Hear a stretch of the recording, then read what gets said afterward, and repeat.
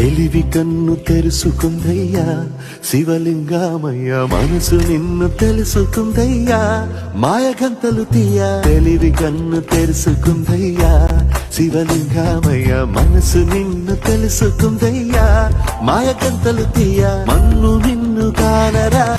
కడప జిల్లాలో పాలకొండలో జలధార వినాయకుడు అంటే స్వయంగా వచ్చిన వినాయకుడు.